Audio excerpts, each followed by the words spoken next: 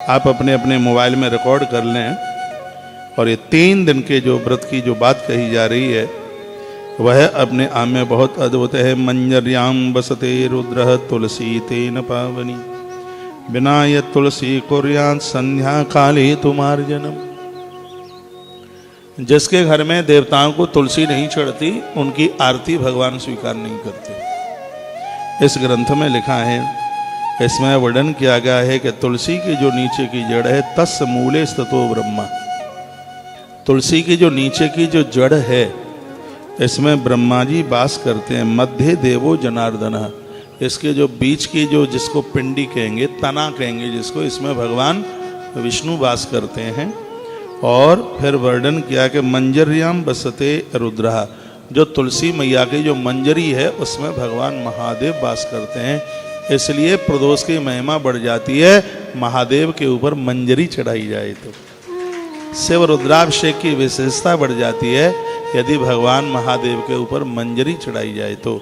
ऐसा वर्णन किया गया है कि बिना यद तुलसी कुर्यात संध्या काले तुम्हार जन्म। यदि आप तुलसी नहीं चढ़ाते देवी देवताओं को तो भोग तो लगता ही नहीं है। सुबह शाम की पूजा भी भगवान स्वीकार नहीं करते, आपके संध्या वंदन आदि को भी भगवान स्वीकार नहीं करते। का पूजा कहाँ चली जाती है? लिखा गया तत्सर्वम राक्षसा समृतम नरकम च प्रियक्षति।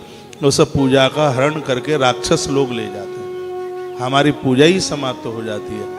हमारे इसमें वर्णन है कि जो देवी देवताओं को पूजा करता नहीं है, देवों को मानता नहीं है, नरकम च प्रियक्षति, उन्हें तो नरक ही जाना पड़ता है, उनके लिए नरक। देखिए, बिना तुलसी के पूजा का फल भी नहीं मिलता। अपराध इतना हो जाता है कि हम स्वर्ग तो जाते नहीं, नरक का रास्ता और खुल जाता है।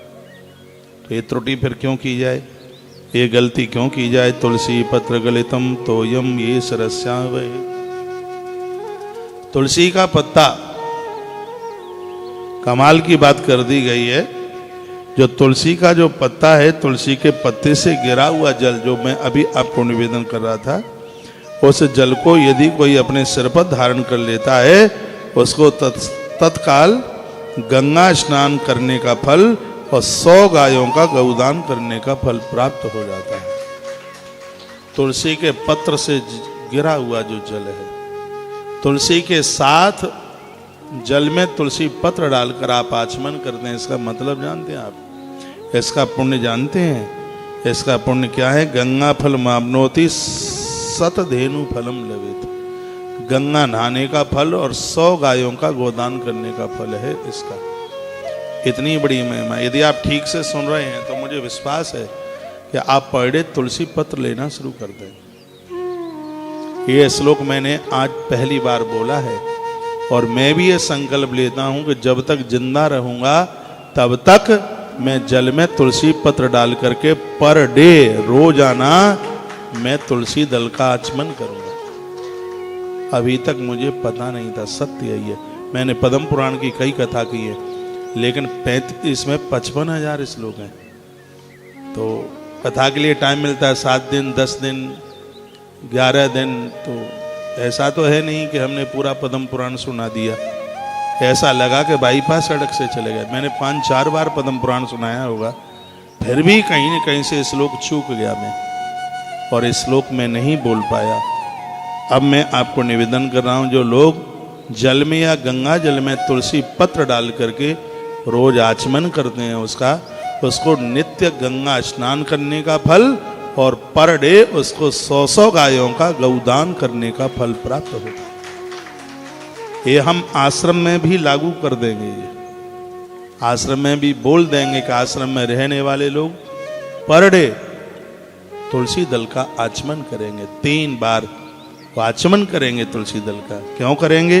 गंगा फलमाप्नोति सतधेनु फलम लवेत।